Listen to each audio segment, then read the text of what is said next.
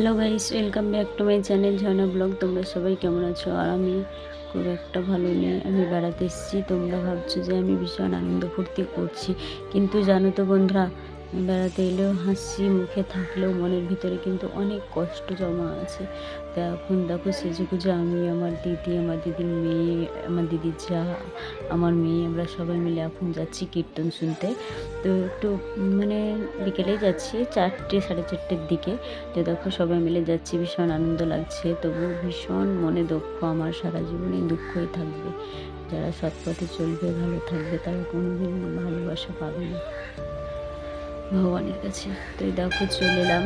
আর এই যে কত দেখো সবাই কীর্তন শুনছে। আর একটা কি জিনিস জানো তো বন্ধুরা, আমি যদি কোনো জায়গায় বেড়াতে যাই, তাহলে কোনো জায়গা কিংবা যে কোনো জায়গাতে সবাই আমার দিকে হাঁ করে তাকিয়ে থাকে। এই যে দেখতে পাচ্ছি স্কিনের আমার প্রবলেম, তো এটার জন্য সবাই তাকিয়ে থাকে। তখন আমাকে নিজেকে মনে হয় যে আমি একটা ভীষণ পাপী, সেজন্য আমাকে ভগবান এই রোগটা দিয়েছে।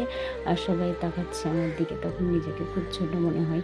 তো যাই হোক, এই যে দেখতে পাচ্ছ কখনই চলে এসেছি, বসা হয়ে গেল আধ ঘন্টা। তো এখন দেখো একটু ক্যামেরা বন্দি করে নিলাম, ভীষণ ভালো লাগছে। দেখো কীর্তন করছে, এই মেয়েগুলো এসছে উত্তর 24 পরগনা থেকে।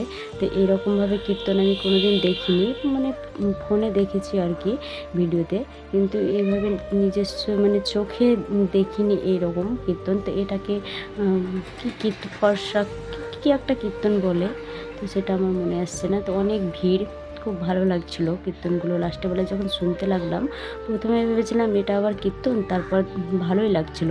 তো সবাই মিলে আমরা বসে বসে শুনছিলাম, খুব আনন্দ উপভোগ করছিলাম।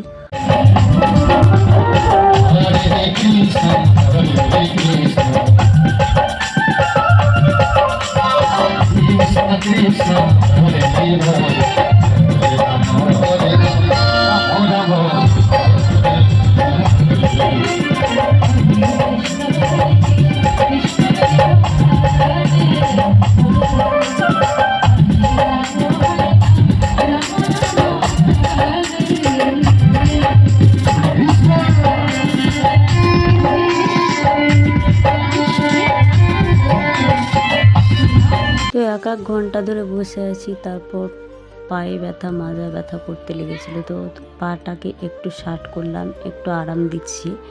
তো একদমই মনটা ভালো নেই, বুঝলে তো। তোমরা হয়তো ভাবো যে আমি হাসি খুশি আনন্দ উপভোগ করি, নাচ করি, যে রিলসগুলো দিই, আনন্দ উপভোগ করে হাসি মুখে। তোমরা ভাবো যে এ খুব ভালোই আছে, আমার ফুর্তিতে আছে, কিন্তু না। আমার জীবনের কাহিনী তো শুনেছো, আর আমার মনেও প্রচুর কষ্ট হয়। এই যে আমি কীর্তন শুনছি বসে বসে, আর ভগবানকে বলছি যে আমি এত তোমাকে সেবা করি, এত ভালোবাসি, তবু আমার জীবনে কষ্ট দাও।